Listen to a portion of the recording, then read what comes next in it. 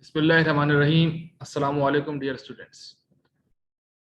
आज के इस वीडियो में हम नाइट्रोजन कंटेनिंग हेट्रोसाइक्लिक कंपाउंड्स को बेसिसिटी की बेसिस पे अरेंज करना सीखेंगे। आपके सामने ये कुछ प्रॉब्लम्स हैं, हम इनको डिस्कस करेंगे और इनको डिस्कस करने के दौरान जो जो कॉन्सेप्ट्स अप्लाई होंगे हम उनको भी कंसिडर करेंगे। अब क्वेश्चन हम पढ़ते हैं। Arrange the following sets of nitrogen containing heterocycles in increasing order of basicity. अब ये कुछ नाइट्रोजन कंटेनिंग हेट्रोसाइक्लिक कंपाउंड्स दिए हुए हैं, जो कि 7 है इस पार्ट 1 में। इनको अरेंज करना है बेसिसिटी, इंक्रीजिंग बेसिसिटी ऑर्डर में, यानी सबसे least basic out of the 7 को पहले रिपोर्ट करना है, फिर मोर बेसिक, फिर further more basic up to the most basic. इसी तरह पार्ट 2, जब पार्ट 1 कर चुके होंगे तो हम फिर पार्ट 2 सॉल्व करेंगे। पार्ट 2 प्रीडीन और उसके सैचुरेटेड एनालॉग से मुतालिक है, पार्ट 1 पायरोल और उसके सैचुरेटेड एनालॉग से मुतालिक है। फिर पार्ट 3 देखेंगे जो डायजोल से बिलोंग करता है, और फिर पार्ट 4 देखेंगे जो डायजीन से बिलोंग करता है। लेकिन सब में इन चारों पार्ट्स में जो कॉमन बात है वो ये है कि ये नाइट्रोजन कंटेनिंग हेट्रोसाइक्लिक कंपाउंड्स है। ठीक है, तो पहला पार्ट से स्टार्ट करते हैं और जो कॉन्सेप्ट्स बीच में हमें यूज करने होंगे हम उसको भी डिस्कस करेंगे। तो let me take this picture to this software. ये अच्छा, अब prior to start let us recall some basic concepts जो राइट हैंड साइड पर नजर आ रही है आपको। एंड हम सब जानते हैं कि नाइट्रोजन की इलेक्ट्रोनेगेटिविटी कार्बन से ज्यादा होती है और ऑक्सीजन की नाइट्रोजन से भी ज्यादा होती है। अच्छा, with in a same atom अगर डिफरेंट हाइब्रिडाइज्ड वर्जन हो उसके, फॉर एग्जांपल कार्बन है, अब कोई कार्बन sp3 हाइब्रिडाइज्ड हो, कोई sp2 हो, कोई sp हो, तो उनमें क्या इलेक्ट्रोनेगेटिविटी का ऑर्डर होगा।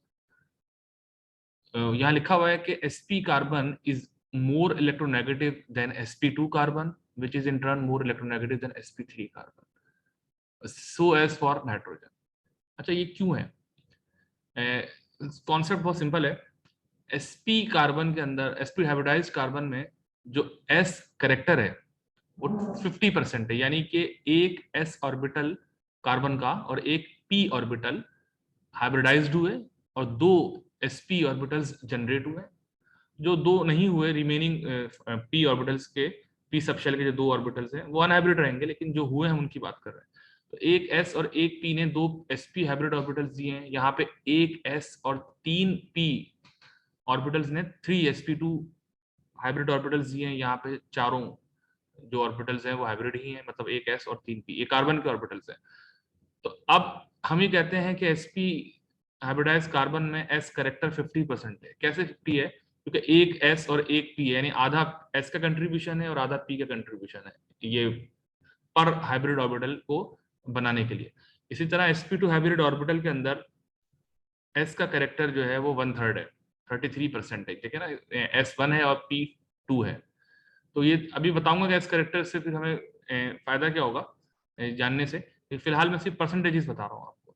sp3 कार्बन के अंदर एस करेक्टर 25% है, यानी कि for each s3p orbitals hybridise to give 4 sp3 hybrid orbitals. यही बात नाइट्रोजन की थी।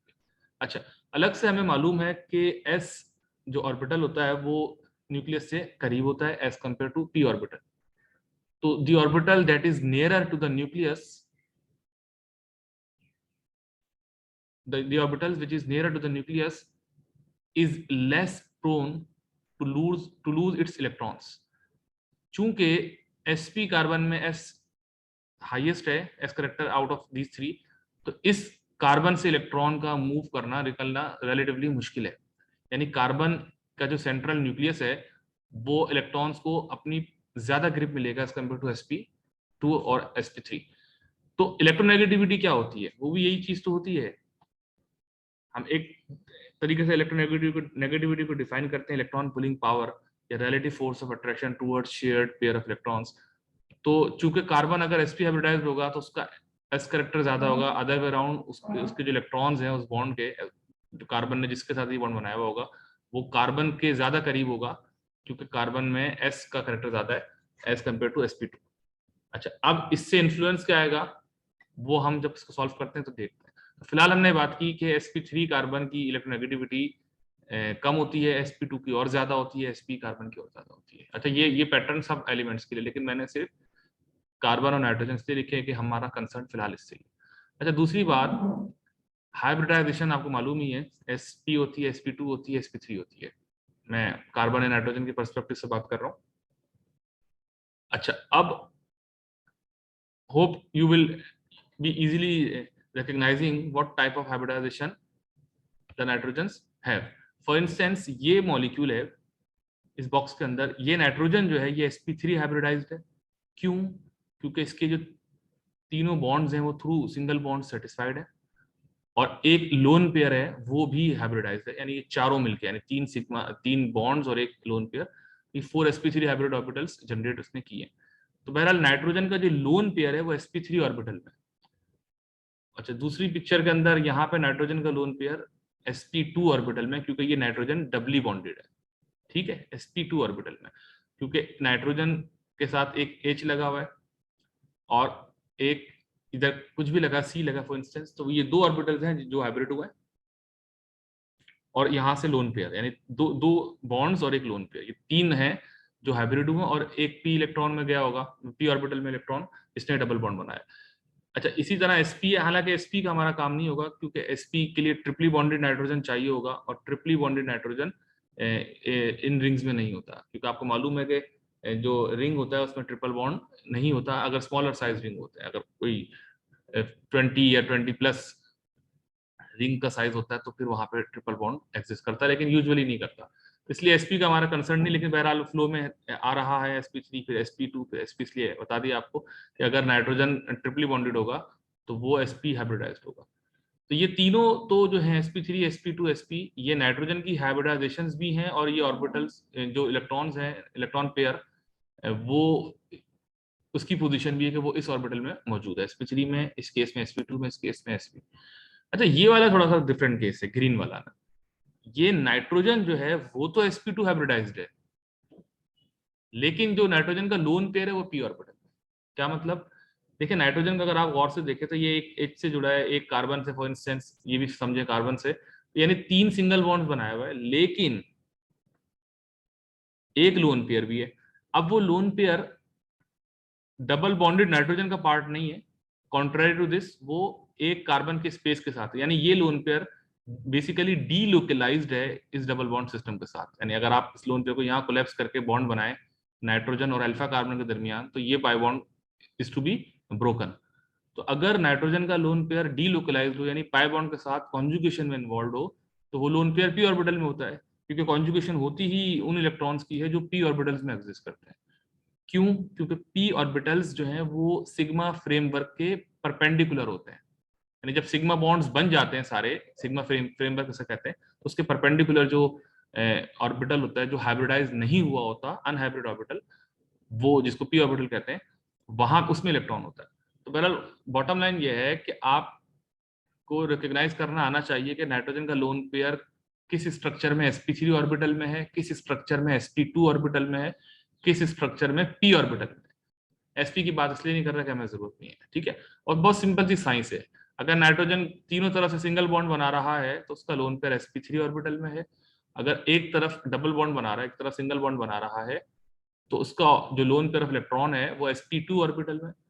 और अगर बना तो तीन तरफ सिंगल बॉन्ड रहा है, लेकिन sp2 कार्बन से कनेक्टेड हो, यानी नाइट्रोजन का जो डायरेक्ट कनेक्शन हो वो उस कार्बन से हो जो जो फर्दर डबल बॉन्ड बना रही हो, जैसे यहाँ मैंने बात की थी sp2 कार्बन की, तो फिर उस केस में जो लोन पेयर ऑफ नाइट्रोजन है वो p ऑर्बिटल में चला जाएगा। बस ये थोड़ा डिफरेंट केस है p वाला, बाकी तो सिंपल सी साइंस है, ठीक है। तो ये थोड़ा सा मैंने ओवरव्यू दे दिया आपको। अच्छा, आपको ये भी मालूम है कि चूंकि sp3 जो कार्बन लोन पेयर होगा इलेक्ट्रॉन हाइब्रिडाइज, वो ज्यादा बेसिक होगा या ज्यादा न्यूक्लियोफिलिक होगा। क्यों? क्योंकि वो न्यूक्लियस से फारदेस्ट होगा, क्योंकि S कैरेक्टर सिर्फ 25% है, कॉन्ट्ररी टू sp2 जिसमें 33% है। तो lesser the S character, more basic the particular molecule element is, ठीक है। अच्छा, अब यहाँ पे तो एस करेक्टर है ही नहीं, तो इस हिसाब से आप सोच रहे होंगे जब एस करेक्टर ड्रॉप हो रहा है 50 से 33 और फिर 0, तो इस हिसाब से तो ये ज्यादा बेसिक होना चाहिए ग्रीन वाला, यानी ये लोन पेयर। लेकिन ऐसा नहीं होगा, क्योंकि यहाँ तो स्टोरी ही डिफरेंट है। यहाँ तो लोन पेयर कॉन्जुगेशन में इन्वॉल्व हो जाएगा, ठीक है।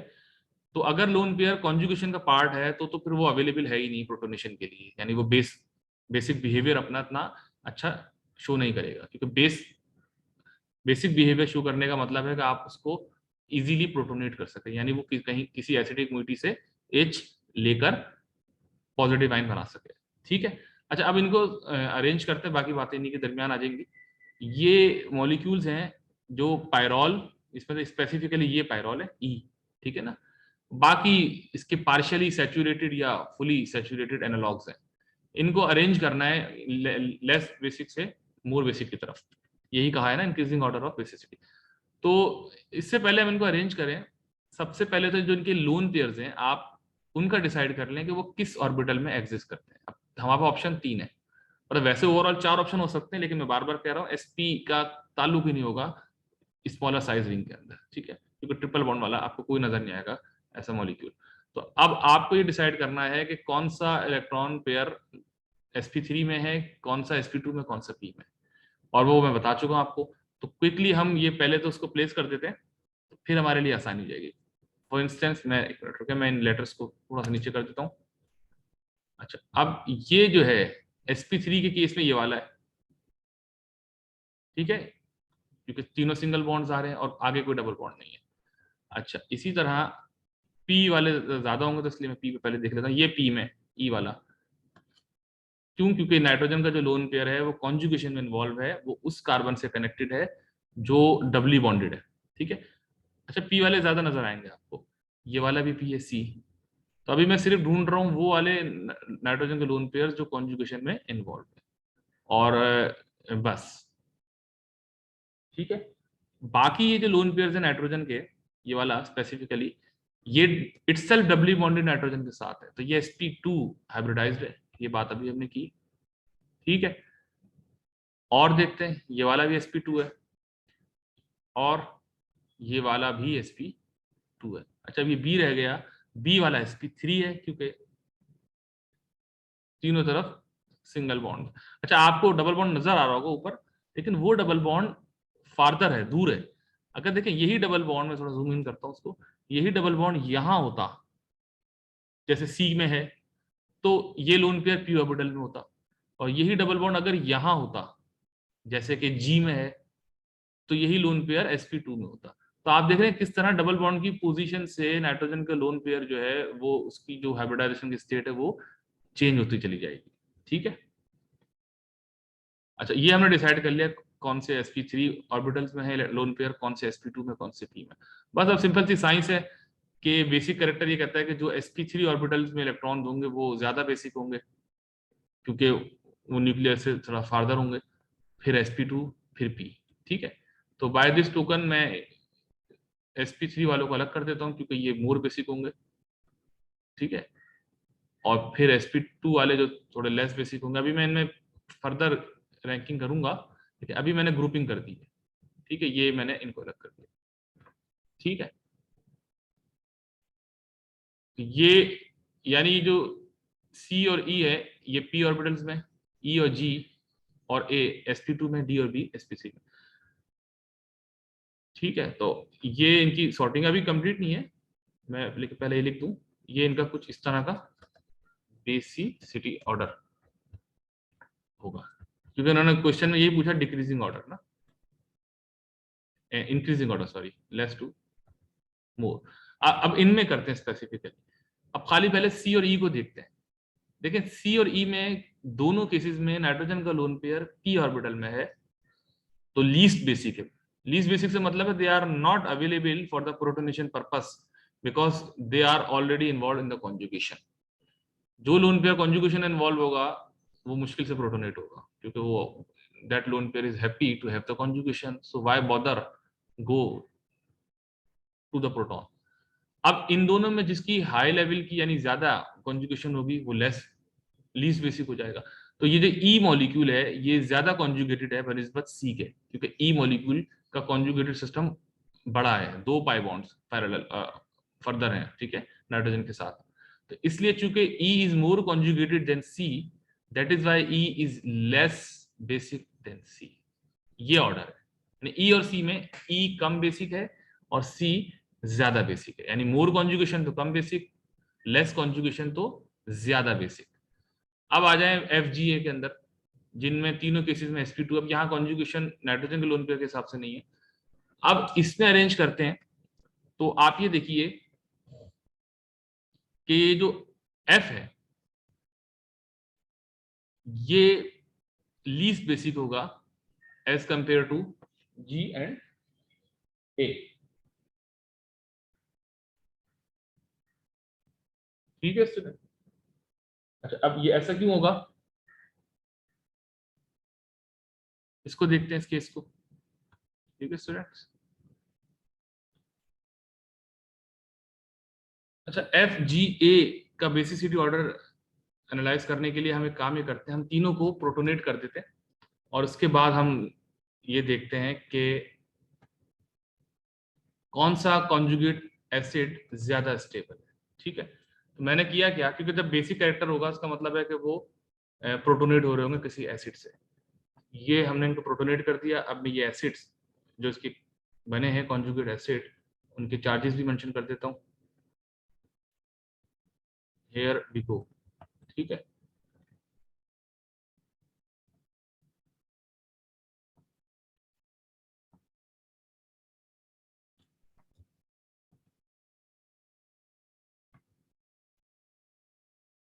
अच्छा अच्छा, बेस जब प्रोटॉन एब्स्ट्रैक्ट करते हैं, लेती है, एब्स्ट्रैक्ट करती है, तो वो कॉन्जुगेट एसिड बन जाता है उसका। अब जो कॉन्जुगेट एसिड है जितना स्टेबल होगा, यानी बेस प्रोटॉन लेने के बाद जितनी स्टेबलाइज होगी, जितनी स्टेबल होगी, इसका मतलब वो उतनी अच्छी बेस है। तो अगर आप एफ जी ए को कंपेयर करें और तीनों के लोन पेयर्स को प्रोटोनेट कर दें नाइट्रोजन को, जो मैंने कर दिए, ये एफ जी ए ही है, मतलब ये वापस मैं एफ जी ए को लेबल कर देता हूँ। तो आप देखेंगे कि एफ जो है इन तीनों में सबसे ज्यादा स्टेबल है, क्योंकि ये पाई बॉन्ड अगर यहाँ कोलैप्स करेगा तो ये नाइट्रोजन न्यूट्रलाइज हो जाएगी, यहाँ प्लस चार्ज आ जाएगा अल्फा पोजीशन पे। फिर ये जो प्लस चार्ज है ये स्टेबलाइज होगा इस पाई बॉन्ड से, यानी ये पाई बॉन्ड यहाँ पे कोलैप्स करेगा और यहाँ प्लस चार्ज आ जाएगा। मतलब कॉन्जुगेशन इसको स्टेबलाइज कर रही है, इस कॉन्जुगेट एसिड को, एफ के कॉन्जुगेट एसिड को। ठीक है, तो इस हिसाब से एफ ज्यादा स्टेबल कॉन्जुगेट एसिड है और ज्यादा बेसिक है। तो एफ की जो रैंकिंग है वो यहाँ आएगी। अच्छा, यहाँ आप एक चीज सोच रहे होंगे कि ये उल्टी बात हो गई, क्योंकि यहाँ हम कह रहे थे कि जो जितनी ज्यादा एक्सटेंडेड कॉन्जुगेशन होगी उतना कम बेसिक है, और यहाँ हम कह रहे हैं जितनी एक्सटेंडेड कॉन्जुगेशन होगी उतना ज्यादा बेसिक है। तो इन दोनों में फर्क जानिए। यहाँ पे जो हम कह रहे हैं जितनी एक्सटेंडेड कॉन्जुगेशन है उतना कम बेसिक है, वो उस वक्त कह रहे हैं जब नाइट्रोजन का लोन पेयर कॉन्जुगेशन में इन्वॉल्व है, यानी पी ऑर्बिटल में, और वो इन्वॉल्व है। यहाँ पे हम जो कह रहे हैं वो बेसिकली इस हिसाब से कह रहे हैं कि जब इसका एसिड बन जाएगा, कॉन्जुगेट एसिड, इसके प्रोटोनेट होने के बाद, जैसे यहाँ बना हुआ है, तो जो इसका कॉन्जुगेट एसिड है वो जितनी ज्यादा कॉन्जुगेशन इन्वॉल्व होगा, जितना अच्छा स्टेबलाइज होगा, उतना ज्यादा वो बेसिक कंपाउंड होगा। ठीक है, तो ध्यान में रखिएगा, यानी ये अनप्रोटोनेटेड कॉन्जुगेशन की मैं बात कर रहा था, और ये मैं प्रोटोनेट होने के बाद की कॉन्जुगेशन की बात कर रहा था। तो अगर प्रोटोनेट होने से पहले की कॉन्जुगेशन है तो उस केस में उल्टा होता है, जो हाईली कॉन्जुगेटेड है वो लेस बेसिक है। लेकिन प्रोटोनेट होने के बाद अगर एक्सटेंडेड कॉन्जुगेशन को कंपेयर करेंगे तो जो ज्यादा एक्सटेंडेड कॉन्जुगेशन है वो स्पीशीज ज्यादा बेसिक है, मतलब उसका कॉन्जुगेट एसिड को वापस आप डिप्रोटोनेट करें तो ज्यादा बेसिक होगा। तो इस हिसाब से एफ है। अच्छा, इन दोनों में कंपेयर करें जी और ए में, अच्छा आपको लग रहा होगा कि हम ए कहते हैं क्योंकि ए में कॉन्जुगेशन आ रही है, लेकिन ऐसा नहीं है। ठीक है, क्यों नहीं आ रही है कॉन्जुगेशन, क्योंकि यहाँ तो पाई बॉन्ड यहाँ कोलैप्स करके यहाँ से पाई बॉन्ड ब्रेक हो सकता था, नाइट्रोजन यानी टर्मिनल पे था, यहाँ नाइट्रोजन बीच में है दो पाई बॉन्ड्स के, तो ये वाला पाई बॉन्ड इसको किसी सूरत स्टेबलाइज नहीं कर सकता, क्योंकि ये पाई बॉन्ड अगर यहाँ कोलैप्स भी करेगा तो ये पाई बॉन्ड आगे मूव कर जाएगा। यानी दोनों सूरतों में नाइट्रोजन पे प्लस चार्ज खत्म नहीं होगा, जबकि एफ वाले केस में, यानी एफ जो कॉन्जुगेट एसिड है एफ का, उसमें ये पाई बॉन्ड अगर यहाँ कोलैप्स करता है तो नाइट्रोजन का जो प्लस चार्ज है वो न्यूट्रलाइज हो सकता है। अच्छा, अब ये बात तो तय हो गई कि कॉन्जुगेशन इसको सपोर्ट नहीं कर रहे इस कॉन्जुगेट एसिड को, तो फिर उल्टी बात हो जाएगी, रिवर्स। क्या कि ये वाली कार्बन sp2 है, ये वाली कार्बन sp2 हाइब्रिडाइज्ड है, ये हम बात कर चुके हैं यहाँ पे। ठीक है, कहाँ पे, ये हमने बात की थी कि जो sp2 हाइब्रिडाइज्ड कार्बन होती है उसकी इलेक्ट्रोनेगेटिविटी ज्यादा होती है as compare to sp3 carbon. तो इसमें इस नाइट्रोजन के साथ दोनों तरफ में sp2 कार्बन है, इसके साथ एक तरफ sp2 एक तरफ sp3 है। तो sp3 होना बेहतर है बनस्बत sp2 के। तो by this analogy G is more basic than A। ठीक है, क्योंकि G के अंदर दोनों तरफ sp2 कार्बन है, हाइब्रिडाइज्ड कार्बन है नाइट्रोजन के, तो जरा लोन पेयर रिलक्टेंट होगा निकलने के लिए, प्रोटॉन के पास जाने के लिए, जबकि G में बहरहाल चला जाएगा क्योंकि एक तरफ sp3 एक तरफ sp2 है। और F तो हमने बात कर ली है कि F क्यों ज्यादा बेसिक होगा, क्योंकि इसका जो कॉन्जुगेट एसिड है, कॉन्जुगेट एसिड कहते हैं जो बेस प्रोटोनेट हो जाए तो वो कॉन्जुगेट एसिड में कन्वर्ट हो जाती है, वो ज्यादा स्टेबल होगा। अच्छा, अब डी और बी की बात करते हैं, और डी और बी का जवाब तो आपको वैसे नजर आ गया होगा कि डी ज्यादा बेसिक होगा एज कम्पेयर टू बी। क्यों? क्योंकि डी जो है उसमें नाइट्रोजन का लोन पेयर sp3 है और सारे कार्बन sp3 है, जबकि बी में भी नाइट्रोजन का लोन पेयर जो है वो sp3 हाइब्रिडाइज्ड है, लेकिन बी में एक sp2 कार्बन की जो थोड़ा रिमोट है लेकिन है, तो वो through inductive effect electron density अपनी तरफ पुल करेगा, यानी इलेक्ट्रोनेगेटिविटी इस कार्बन की ज्यादा है, इस कार्बन की ज्यादा है इस कार्बन से। तो यहां से लोन पेयर यानी बी से लोन पेयर निकलना रिलेटिवली मुश्किल है एज कम्पेयर टू डी, क्योंकि डी के पास कोई रिस्ट्रिक्शन नहीं है, बी के पास है कि लोन पेयर की जो रिलीज है, रिलीजिंग ऑफ लोन पेयर है, जो अटैकिंग ऑफ लोन पेयर है टुवर्ड्स द प्रोटॉन वो जरा मुश्किल होगा। अच्छा, ध्यान में रखिएगा कि ये जो डबल बॉन्ड है ये कॉन्जुगेशन में नहीं है लोन पेयर के साथ, क्योंकि कॉन्जुगेशन में तो उस वक्त होता जब डबल बॉन्ड ये यहाँ होता, यानी सी वाला केस होता। ये बड़े बहुत ही माइन्यूट से डिफरेंसेस हैं, आप इनको ओवरलुक मत करिएगा। इसीलिए मैंने कहा था कि सबसे पहला काम किसी भी मॉलिक्यूल की बेसिसिटी चेक करने के लिए आप उनके लोन पेयर की जो पोजीशन है, यानी जो कि वो किस ऑर्बिटल में लाया करते हैं, वो आपको पता होनी चाहिए कि कब sp3 में लाया कर रहे हैं, कब sp2 में, कब p में। ठीक है, उसके बाद sp3 वाले मोर बेसिक होते हैं sp2 के मुकाबले में, तो p, फिर आप इनमें इंडिविजुअली तौर पे देख सकते हैं। तो बहरहाल स्टूडेंट, ये हमारा पहला केस सॉल्व हुआ। इसमें ज्यादा वक्त इसलिए लगा कि मुझे इसमें काफी चीजें बतानी थी आपको। अब हम थोड़ा सा एक्सलरेट करेंगे, क्योंकि अब यही कॉन्सेप्ट रहेगा दूसरे पार्ट के लिए भी। ट्रिडीन और उसके पार्शियली सैचुरेटेड और फुली सैचुरेटेड एनालॉग्स की बात करेंगे ये। ठीक है, अब इनमें भी इसी तरह सबसे पहला काम यही करते हैं कि जो लोन पेयर्स हैं नाइट्रोजन के ऊपर, वो हम लोकेट करते थे कि कौन सा sp3 में कौन सा sp2 में। तो मैं क्विकली करता हूँ। ये वाला sp3 में है क्योंकि तीनों तरफ से सिंगल बॉन्ड है और आगे कोई पाई बॉन्ड नजर नहीं आ रहा, और ये वाला भी sp3 के अंदर है क्योंकि तीन तरफ सिंगल बॉन्ड और आगे कोई पाई बॉन्ड नहीं है इसके साथ ही। अच्छा, इसके बाद p वाले भी अरेंज कर लेते हैं। ये वाला p में है। अच्छा, आप देखते रहिएगा कि ये क्यों मैं इसको sp3 कह रहा हूँ लोन पेयर को और क्यों p कह रहा हूँ, या यूं कह लेंगे कब p में कह रहा हूँ कब sp3 में कह रहा हूँ। तो ये आप इसको समझिए। तो ये a और b हो गया। अब जो बाकी बचे हैं वो सारे sp2 वाले, ठीक है, क्योंकि वो डबली बॉन्डेड नाइट्रोजन है जिसके पास लोन पेयर मौजूद है। तो आपको अंदाजा हो गया होगा कि कब sp3 में इलेक्ट्रॉन पेयर होता है sp3 हाइब्रिड ऑर्बिटल में, कब sp2 में होता है और कब p में होता है। यही सबसे बड़ी अचीवमेंट है, यही इंपॉर्टेंट है, बाकी काम इतना मुश्किल नहीं है। ये मैंने आई थिंक कर दिया इनको अरेंज। अब जब मैंने कर ही दिया मतलब ऑर्बिटल्स की प्लेसमेंट लोन पेयर की, तो फिर आप समझ गए होंगे कि sp3 वाले ज्यादा बेसिक होंगे एज कंपेयर टू sp2। ठीक है, ये वाला भी यकीन नहीं आएगा, और फिर ये p वाले होंगे। ठीक है, तो ये हमने इनको तीन सेट्स में अरेंज कर दिया। अब इनको इंडिविजुअली देखते हैं केस टू केस, यानी इनमें आगे पीछे शफलिंग करते हैं। ठीक है, ये एबीसी एबीडी देखते हैं पहले शुरू के तीन, क्योंकि तीनों में p ऑर्बिटल। अब p ऑर्बिटल का मतलब है कॉन्जुगेशन में लोन पेयर, वो तो तीनों में जब तो p कहा है।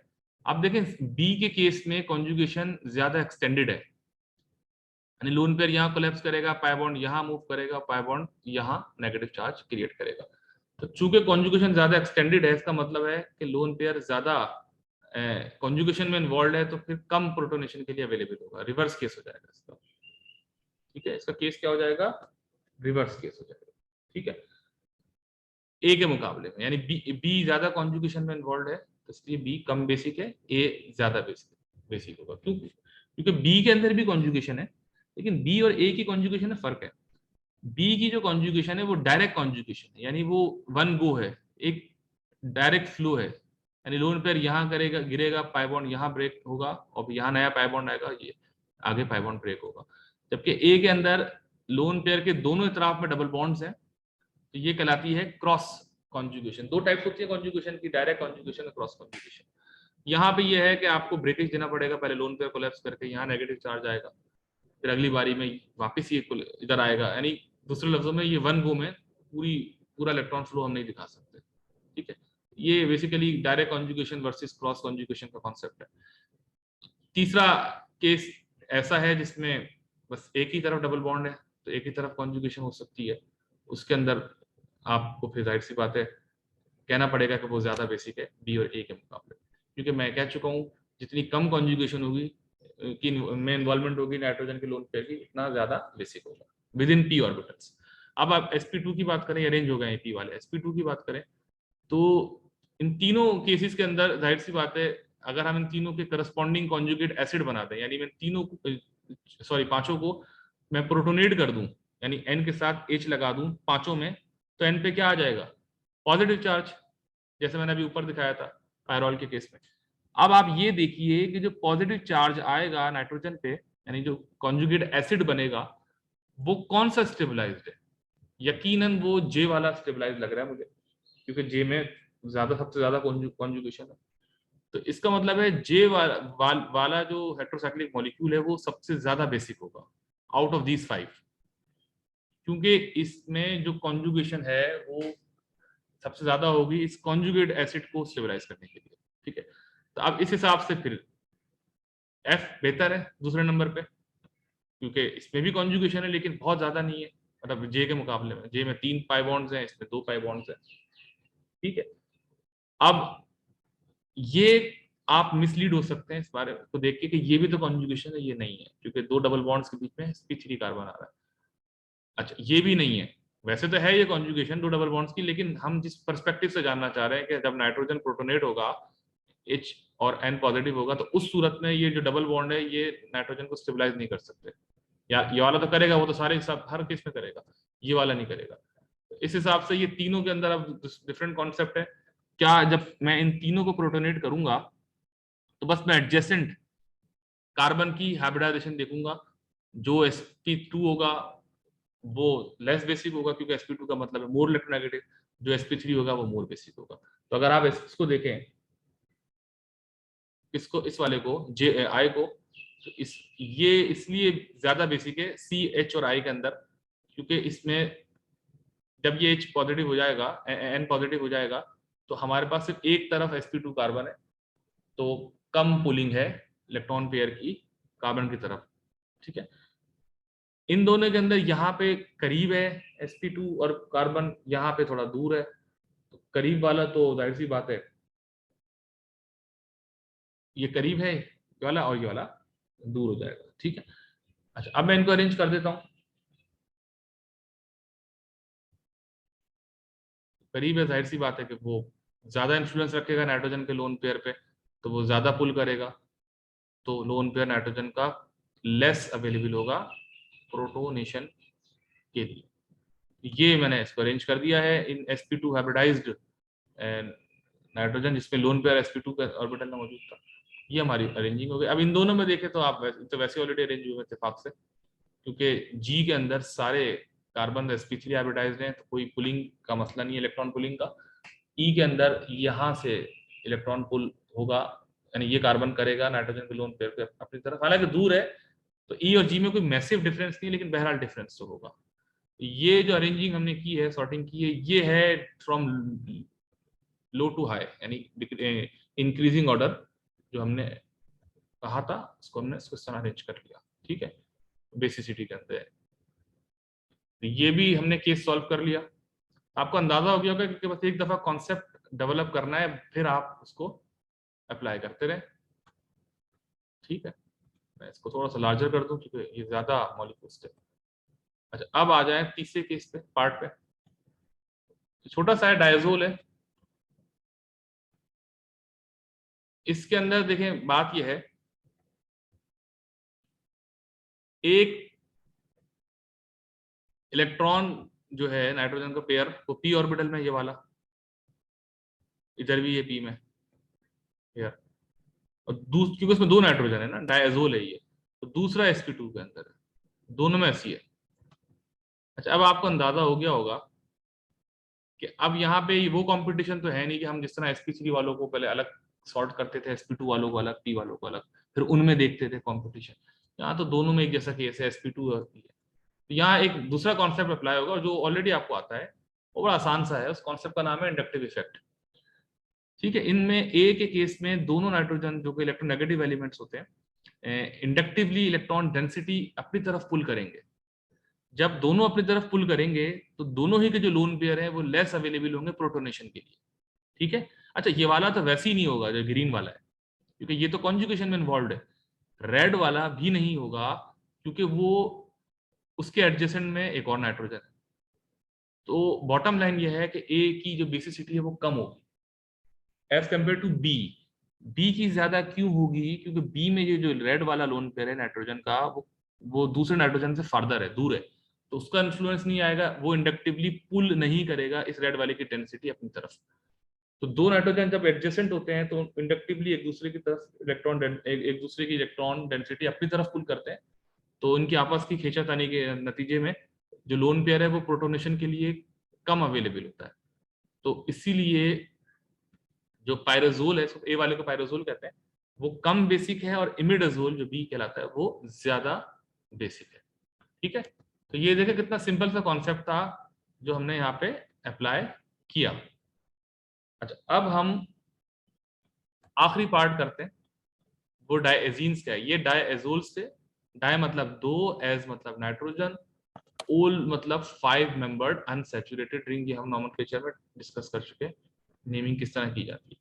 अब डायजीन्स देखते हैं। डायजीन का मतलब होता है 2 नाइट्रोजन इन अ रिंग। ठीक है। अच्छा, अब यहाँ पे भी आप एट अ ग्लांस यही देख रहे होंगे, मैं पहले लिख देता हूँ।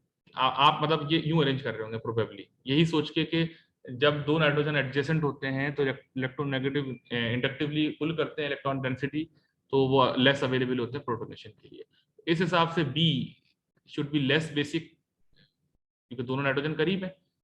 फिर C somehow more basic क्योंकि नाइट्रोजन दूर है, और A is the most basic क्योंकि नाइट्रोजन फारदेस्ट है। ये वाली एनालॉजी लगाएं तो। लेकिन मजे की बात यह है, ये बिल्कुल उल्टा ट्रेंड है। इसमें दो नाइट्रोजन जब एडजेसेंट होंगे तो वो ज्यादा बेसिक होंगे, और जब दो नाइट्रोजन फारदेस्ट होंगे तो वो कम बेसिक होंगे। यानी इसमें ये ट्रेंड है डायजीन के अंदर। Now you will be surprised how is it possible कि इसमें रिवर्स केस है डायजीन के अंदर डायजोल के मुकाबले। ठीक है, ये तो पहले मैंने आपको आंसर डायरेक्ट बता दिया इसका। अब मैं आपको जस्टिफाई करता हूं कि ऐसा क्यों है। ओके स्टूडेंट्स, हम बात कर रहे थे कि इसमें रिवर्स क्यों है डायजोल के मुकाबले। अब देखें, डायजोल के अंदर जो दो नाइट्रोजन थे उनके लोन पेयर्स अलग अलग ऑर्बिटल्स में थे। एक पी ऑर्बिटल में था, एक sp2 ऑर्बिटल में था। और पी वाला आपको पता है कि वो कॉन्जुगेशन इन्वॉल्व होने की वजह से बेसिक तो होता ही नहीं है। ठीक है, तो sp2 ही वाला बेसिकली लोन पेयर था जो अटैक कर रहा था। तो यहाँ तो हमने इंडक्टिव इफेक्ट के थ्रू ही बात कर ली थी कि जो 1,2 डायजोल है यानी इमिड पायराजोल, वो लेस बेसिक है 1,3 डायजोल के मुकाबले में, यानी इमिडाजोल के मुकाबले। यहाँ पे जो नाइट्रोजन के लोन पेयर हैं वो sp2 ऑर्बिटल में है सारे। मतलब यहाँ p ऑर्बिटल में कोई है ही नहीं। ये आप वैसे भी रिकॉग्नाइज कर सकते हैं क्योंकि डबली बॉन्डेड नाइट्रोजन अगर होता है तो जो लोन पेयर उसका होता है वो sp2 में होता है। ठीक है, तो मैं इनको ऑर्बिटल्स में पहले लिख देता हूँ। तो अब चूंकि नाइट्रोजन के जो लोन पेयर्स हैं वो sp2 ऑर्बिटल्स में है, अब कोई sp2 वर्सेस p का तो इशू नहीं है। तो फिर अब एक नया कॉन्सेप्ट आप सीखेंगे इसके अंदर। हालांकि इधर भी वही बात है, इंडक्टिवली अगर देखा जाए इंडक्टिव इफेक्ट के थ्रू, तो बी वाला जो मॉलिक्यूल है, दोनों नाइट्रोजन इलेक्ट्रॉन डेंसिटी अपनी तरफ पुल कर रहे होंगे, तो वो प्रोटोनेशन के लिए लेस अवेलेबल होंगे, जैसे हमने यहाँ कहा था। लेकिन यहाँ एक नया कॉन्सेप्ट है। यहाँ कॉन्सेप्ट ये है कि चूंकि दोनों लोन पेयर sp2 ऑर्बिटल में है, इसका मतलब है कोप्लेनर है, एक ही प्लेन पर है, ठीक है ना। sp2 और p वाले परपेंडिकुलर, p तो आपको पता है परपेंडिकुलर होता है, इसमें दोनों एक ही प्लेन पर है। तो जब दोनों लोन पेयर एक ही प्लेन पर होंगे तो वो एक दूसरे को रिपेल करेंगे, यानी इलेक्ट्रॉनिक रिपल्शन होगी, ठीक है, इस बी वाले केस में, यानी 1,2 डायजीन के केस में, ठीक है। तो अब इस रिपल्शन को मिनिमाइज करने का एक ही हल है कि अगर एक नाइट्रोजन प्रोटोनेट हो जाए आउट ऑफ टू, दोनों में से कोई एक हो जाए, सिमेट्रिकल है, तो रिपल्शन, इलेक्ट्रॉनिक रिपल्शन मिनिमाइज हो जाएगी। तो 1,2 diazine is more basic than 1,3 and then 1,4 to minimize the electronic repulsion. और यहां पे हम कह रहे हैं 1,3 diazole is more basic to minimize the inductive effect, ठीक है। तो ये दो डिफरेंट कॉन्सेप्ट्स हैं। मैं दोबारा बता दूं, 1,2 डायजीन ज्यादा बेसिक है, इसलिए कि अगर ये प्रोटोनेट हो जाए, क्योंकि बेसिक ज्यादा का मतलब है प्रोटोनेशन होने के लिए ज्यादा प्रोबेबल हो, तो इसका जो इलेक्ट्रॉनिक रिपल्शन है वो कम हो जाएगा, ठीक है। तो इलेक्ट्रॉनिक रिपल्शन को मिनिमाइज करने के लिए ये रैपिडली या क्विकली प्रोटोनेट होना चाहता है as compare to C then A. C में जाहिर सी बात है इलेक्ट्रॉनिक रिपल्शन बी के मुकाबले में कम है, लेकिन बहरहाल थोड़ी बहुत तो है। ए में तो बिल्कुल नहीं है, क्योंकि ये दोनों ही बिल्कुल अपोजिट एंड के ऊपर है। तो यहाँ पे ये जवाब है डायजीन के केस के अंदर, और वहां पे दूसरा जवाब है। और इसी वजह से ये बिल्कुल अपोजिट कॉन्सेप्ट है कि डायजोल के अंदर 1,2 वाला लेस बेसिक होता है, लेकिन डायजीन के अंदर 1,2 वाला मोस्ट बेसिक होता है। तो आई होप कि आपको ये कॉन्सेप्ट समझ में आ गया होगा। मैंने बहुत डिटेल में बताने की कोशिश की है। अब इसके अलावा एक्स्ट्रा क्रेडिट में हमने ये भी पूछा था कि आईयूपीएसी नेम के आप भी बता दें। उसका पार्ट, इसका कोई ताल्लुक नहीं है बेसिसिटी के ऑर्डर से, लेकिन बहरहाल मैंने पूछा था, तो मैं इनके आंसर बता देता हूँ आपको क्विकली, और आप प्रिडिक्ट भी कर सकते हैं कि इनके क्या आंसर होंगे। पहले सबसे ऊपर वाला देखते हैं, स्पेस बना रहा था, ये तो पायरोल है, ठीक है ना, 1H पायरोल है, ठीक है। मतलब वही है, ये 1H एजोल है, लेकिन हमने कहा था कि एजोल अप्रूव नेम नहीं है, पायरोल कहा जाता है। ये ट्राई 3 एलिमेंट्स से जो सेचुरेट हुए हैं, तो ये डाइहाइड्रो, और यहाँ पे H लग जाएगा, यानी ये होगा 2,3 डाइहाइड्रो 1H पायरोल, ठीक है भाई। स्टूडेंट ये इसका नाम है। अच्छा, अब कुछ नाम मैंने बता दिए आपको, 2 नाम, मेरा ख्याल है कि बाकी नाम आपको जस्टिफाई कर लेंगे। फॉर इंस्टेंस इसका नाम क्या हो जाएगा, 3H पायरोल हो जाएगा, ठीक है। मैं आपको डायरेक्ट अब आंसर्स बता रहा हूँ just to save my time. ये इस मॉलिक्यूल का हो जाएगा 3,4 डायहाइड्रो 2H पायरोल। इसका क्या होगा, ये 2H पायरोल हो जाएगा, ठीक है। तो I am just revealing the answers that I asked कि इनके आईयूपीएसी नेम क्या होंगे। ये क्या हो जाएगा, 2,5 डायहाइड्रो 1H पायरोल। अच्छा, ये जो है ये फुली सैचुरेटेड है, ये पायरोलिडीन कहलाता है। तो आप अगर नहीं समझ पा रहे तो आप इसका नाम क्या बोलते, आप बोल रहे होते 2,3,4,5 टेट्राहाइड्रो 1H पायरोल। तो जब पायरोल फुली सैचुरेट हो जाता है तो उसको पायरोलिडीन कहा जाता है। जिस तरह ये प्रिडीन है, जैसे जिस तरह प्रिडीन फुली सैचुरेट हो जाए, मैं यहाँ पहले प्रिडीन नाम लिख दूं, प्रिडीन अगर फुली सैचुरेट हो जाए तो उसको हम पिप्रिडीन कहते हैं, ठीक है। इसी तरह पायरोल अगर फुली सैचुरेट हो जाए तो हम उसको क्या कहते हैं, पायरोलिडीन, ठीक है। अब बाकी यहाँ के नाम, अब जैसे ये है बी, बी का क्या नाम हो जाएगा, 1,2 डाइहाइड्रोप्रिडीन, ठीक है भाई। ये क्या हो जाएगा, 1,4 डाइहाइड्रोप्रिडीन। तो आपके लिए नाम इनको अब बताना है, कोई मुश्किल काम नहीं है। अगला क्या हो जाएगा, डी मॉलिक्यूल, टेट्राहाइड्रो है ये, ठीक है, 1 2 3 4 टेट्राहाइड्रो। सी क्या हो जाएगा, अब थोड़ा सा ये क्लटरिंग होना शुरू हो गई है, क्योंकि नाम जो है वो स्ट्रक्चर्स के हिसाब से आ नहीं आ पा रहे, ठीक है। सी हो जाएगा। उसके बाद मैं यहाँ पे थोड़ा स्पेस बना लेता हूँ, ठीक है। एच क्या हो जाएगा, 2,5 डायहाइड्रोपिरिडीन, और ये 2,3,4,5 टेट्राहाइड्रोपिरिडीन, F क्या हो जाएगा 2,3 डायहाइड्रोपिरिडीन, J पिरिडीन है, E क्या होगा 1,2,3,6 टेट्राहाइड्रोपिरिडीन। तो ये सारे IUPAC नेम मतलब एक जैसे ही हैं, थोड़े से इनमें पोजीशन का फर्क आ रहा है।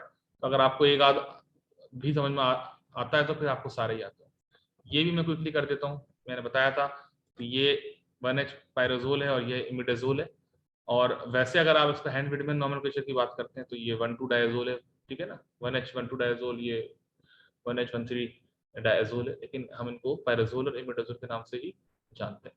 ये वैसे ये वाला ए मॉलिक्यूल वैसे तो 1,4 डायजीन है, लेकिन इसको हम पायरोजीन कहते हैं इस मॉलिक्यूल को, ठीक है। ये कॉमन नेम है लेकिन IUPAC अप्रूव है। ये 1,3 डायजीन है लेकिन इसको पायरामिडीन कहते हैं, और ये 1,2 डायजीन है जिसको हम पायरेट एजीन या पिरिट एजीन कहते हैं। ये मैंने नॉमेनक्लेचर भी आपसे डिस्कस कर लिए, मतलब बेसिकली डिस्कस तो नहीं किए, आपको बता दिए, क्योंकि डिस्कस करने के लिए हम डिटेल लेक्चर पहले ही कर चुके हैं नॉमेनक्लेचर का। तो स्टूडेंट्स, आई होप कि आपको समझ में आ गया होगा बेसिसिटी ऑर्डर किस तरह हम प्रिडिक्ट करते हैं। बस दोबारा से समराइज कर दूं क्विकली कि सबसे पहले तो आप नाइट्रोजन की जो लोन पेयर्स हैं उनको सेट करेंगे, कौन सा sp3 में, कौन सा sp2 में, कौन सा p में। और याद रखें sp3 वाले ज्यादा बेसिक होते हैं, फिर sp2 वाले, और फिर p वाले, ये लिखा हुआ ऑर्डर। फिर विद इन sp3 ये देखें कि सारा सिस्टम sp3 है या कहीं दूर दराज कोई sp2 कार्बन भी है। अगर सारा सिस्टम sp3 पे मुश्तमिल है तो वो ज्यादा बेसिक है, अगर कहीं पे दूर sp2 कार्बन नजर आ रहा है तो वो उसके मुकाबले में कम बेसिक होगा, क्योंकि वो इंडक्टिवली इलेक्ट्रॉन पुल करेगा अपनी तरफ। sp2 की नेगेटिविटी ज्यादा होती है sp3 से। यही बात sp2 हाइब्रिडाइज्ड नाइट्रोजन का जो लोन पेयर है उसके लिए भी वैलिड है, जो मैंने की है। p में थोड़ा डिफरेंट कॉन्सेप्ट है। p ऑर्बिटल का मतलब ही यही है कि इलेक्ट्रॉन कॉन्जुगेशन में इन्वॉल्व है। तो p में आपको ये देखना है कि जितनी ज्यादा कॉन्जुगेशन में इलेक्ट्रॉन पेयर इन्वॉल्व है उतना कम बेसिक। तो that's all for this lecture. Allah Hafiz.